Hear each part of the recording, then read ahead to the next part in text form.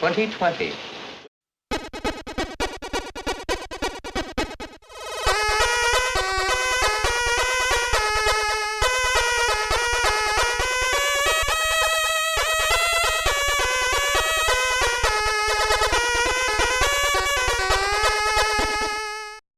Dinosaurs.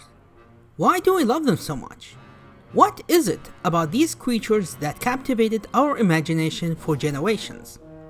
Perhaps one of these reasons is the mystery about them.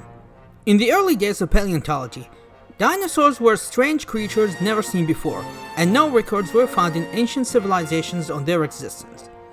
They were in a semi-mythical status like the dragons and the griffins. But unlike these creatures, dinosaurs were real creatures that existed on the planet before our time. Pop cultural media may have been a factor on the way we see them as well.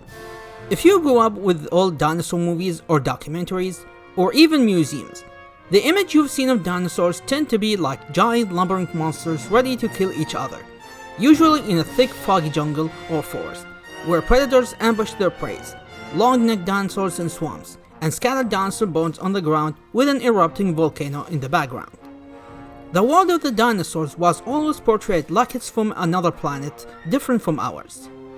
So for us kids who sat down and watched these movies back in the 70s, 80s, or even 90s, we were looking at cool monsters as far as we knew. But these were better than monsters.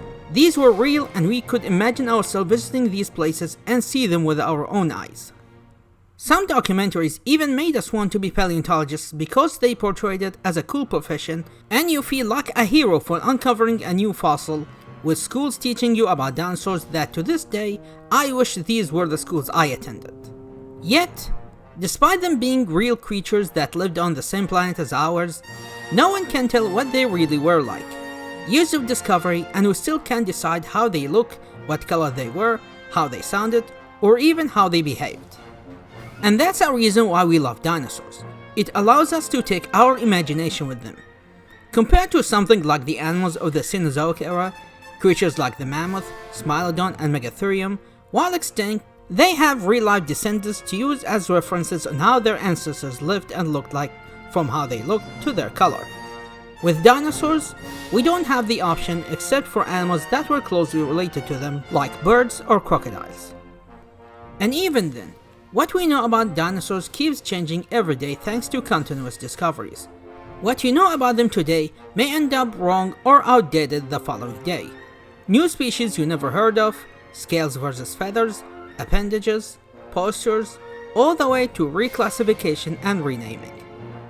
For beasts that died millions of years ago, there's no end to what we can tell about them. And while we have reached the level to know an outdated depiction, the fun in knowing more about dinosaurs continues in our lives. Do you remember the first time you saw a dinosaur? I first discovered dinosaurs when I was 7 years old back in January 1995, when I went to this Dynamation exhibition next town. I remember being scared when I first saw them. I actually ran outside and needed to be pointed out that these aren't real dinosaurs, but I didn't hate them. I ended up loving them, and afterwards, they became my hobby. My childhood then was dinosaur-centric. I had a lot of memories playing with dinosaur toys, dinosaur games, my parents taped dinosaur documentaries, cartoons, and movies, and yes, it's where I discovered Jurassic Park and made me love dinosaurs even more than ever, and turned to one of my most favorite franchises of all time. Sadly, this relationship did not last for too long. At my late teens or early adulthood, I was losing interest in dinosaurs and no longer were my main passion.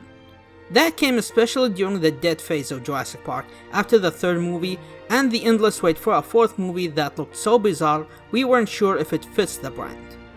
The Telltale game was a nice appetizer, but only temporarily, and things went back to stale again. But this passion was resurfaced when Jurassic World was made, and with it, my old passion was awakened once again.